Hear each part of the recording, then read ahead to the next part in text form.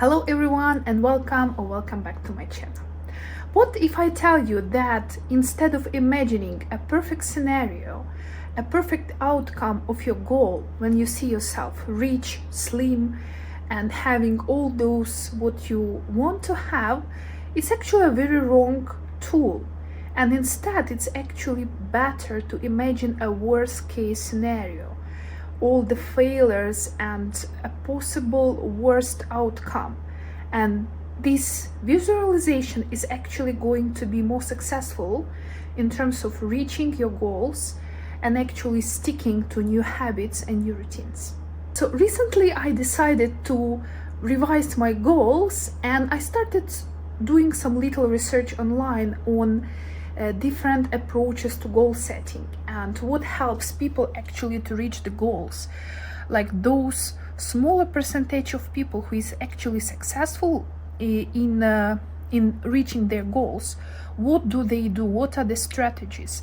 And I decided not just check the pop psychology and popular videos on YouTube, Instagram and everywhere, but actually look a little bit into science. So I started with checking some of the popular podcasters. Actually I started with Andrew Huberman, and in one of his videos I saw a very interesting idea about the imagining, visualizing worst case scenario, failures, as one of the best tools to reach your goals actually. And I was surprised by this information, and even though he had a very nice explanation there, and please, definitely I'm not an expert, please check his videos, I decided to Google it a bit more, do some kind of research and find stories of people who were able to kind of imply this idea and try to reach their goals in that way. And I was surprised that actually it works, and when you start thinking about this, you understand why it works. So what is actually the problem with positive visualization, even though it's probably one of the most popular tools for goal setting? We know already that we can make these visual boards, we can kind of imagine our us in that environment, in that state when we already have reached that goal. And even though I still think it's quite a good tool and I still use it, especially in terms of seeing my identity, future identity as the person who have already reached that goal and trying to act like that person, it seems that kind of giving this contrast to mind is also a very good idea. The problem with positive visualization, it's your brain is kind of in a comfort zone. So your brain sees, and we already know that in many cases for brain there is no difference between reality and imagining something. And if brain already sees you, like you see yourself in your head, the one who is already slim, who have reached her goals, who is way more fit, can run, like those goals that I have set for myself, the one without binge eating and emotional eating issues, brain kind of relaxes because brain sees it already as an outcome. Okay, we have done it, we relax. So even though brain is not completely stupid, and definitely there is understanding that we are not there yet, at the same time brain is still in kind of relaxed mode. So kind of you don't need to do anything. This scenario is very relaxed. So why should you suffer? Why would you put efforts? On the other hand, when you see the worst scenario possible, and I was thinking like in the last year I gained quite a lot of weight, like now I'm in the highest weight possible that I have ever been in my life. And now I'm imagining that what if I will not be able to stop it and I will gain 20 more kilos, 30 more kilos? What if my weight will be 130 kilograms, 150 kilograms? And I was trying to imagine with all possible details, like, and it started freaking me out, you know, like, oh my God, like I will not be able to find any clothes at all. I will not be able to go for a walk, which I love so much. I will not be able to travel with that comfort because I already now in my weight, and I'm now around 100 kilograms, I already feel how it is hard comparing even to last year when I was 80. Unfortunately, because of some issues, during this last year I gained 20 kilos, which is like a lot. And I started my kind of first attempt to lose weight when I was 80 because I wanted to lose more. And while I was trying to lose weight from 80s, I became 100. And so there is still a chance that if I will continue doing the same steps, I will be like 120, 130 kilos. And when I was trying to imagine it in all possible details, all those discomfort that I'm gonna have problems with sleeping. Most probably I'm gonna have insulin resistance. Maybe I already have.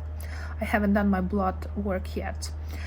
I will not be able to walk easily. It will be hard for me even to breathe. Like even walking on a like flat surface will be an issue. It will be so much hard to do many things that I'm currently enjoying. I will not be even probably make my own pedicure. Like when I started going deeper in details, I kind of started freak out. And I noticed that immediately my brain started thinking of possible solution. And this is actually what science tells us. Fear, mistakes, and obstacles, it's actually something that trigger brain to change something. Because if you imagine everything positively, there is no need to change anything because you're already in comfort zone, you are happy with the result. But if you see problems everywhere, you are afraid of potential outcome, then immediately brain is trying to find solution, a plan, how to find the way out of this situation. And there is a lot of science about that. Again, I'm not a scientist myself, I'm just like some kind of curious person who is trying to find my way out of my issues. But it seems that amygdala is responsible for that, for this fear. And as science tells us, amygdala is not so active when we're actually trying to think of something positive. But when we start thinking about something that scares us and like really scares us, like especially those worst possible scenario, amygdala immediately activates and push brain to think of plan, but not only thinking about plan, but immediately push us into action. And I noticed when I especially imagine that part when I cannot do my own pedicure because I cannot even bend, for example, or I will not be able to fit into like plane seat, or like I need to buy 2 seats in a bus once I'm traveling something. I don't know, it really scares me, it freaks me out. And I felt like immediately I want to stand up and like go for a walk, or like do little stretching, or like eat some kind of salad. Like brain immediately started pushing myself into action. And even though it was kind of small thing, it seems such a powerful and underrated tool. And there is this idea of kind of going to your fear, kind of facing your fear. And Tim Ferriss is probably the person who made this idea popular, that once you're fighting the fear become kind of numb, so you're no longer restricted and paralyzed by fear. It gives you more options. And I do believe it's also true, but at the same time, even if the fear is still strong and I was not able to make it less important, or like I lost it even, like Tim Ferriss suggested, it feels, at least for me, that while the fear is still there, the fear is still present. That's gonna be one of the most important motivators for me. And idea is definitely very contradictory, and I do want to test it not only on my health related goal, but some other connected with my career, with my finances. But it's kind of, it's something natural. It's something that trigger our hormones, something that pushes our cortisol, something that make us actually go from this relaxed position into action. And this is definitely something we need if we actually want to reach our big and ambitious goals. While researching this topic, I also came across WOOP Protocol, which has similar idea connected with fear and kind of imagining worst case scenario, and it's called WOOP, WOOP. So in this case, W stays for wish. It's like your desire, what you want to do, like kind of you are imagining your goal, what you would like to reach. So O stands for outcome. So like what is the actual result you want to see, and you need to be as specific as possible. So if you want to lose weight, how much? If you want to be fit, what does it mean to be fit? Like how your body is supposed to look like, how you should feel, what kind of exercises you should be able to do. Like maybe you can run already 5K, or maybe you will be able to do 100 push-ups. Like, I don't know, you need to decide it for yourself. Next, O, it will be for obstacles, and this is kind of this worst case scenario part, when you need to imagine maybe not definitely like the worst possible scenario, but definitely some obstacles that you will see. For example, what you're gonna do in those days when you feel lazy, or what will happen if you're gonna break your leg, for example. You will not be able to do your sport, but you still want to reach your goal. What can you do when you are in that state? And the more possible obstacles you can imagine, the better, because it will give brain feel for like work. And the last P will be for plan. So once you made a list of all those potential obstacles, you need to create a plan how to solve them. And I learned that many professional athletes also using that strategy. For example, I heard a story of professional swimmer. So what's gonna happen in case their equipment is gonna be faulty, or their technique will be wrong, or what if their cap, like the swimming cap, it's gonna, like, they're gonna lose it. And they're trying to think of really like crazy scenario which are not likely to happen, but because they will think about them and they will think about possible plan of action when it's actually gonna happen, and there are cases when it actually did happen, they will not need to think what to do, because they will already have a plan of action in their head. And I think it's great. And also there is another research, and it seems like this research been around for more like 20 years.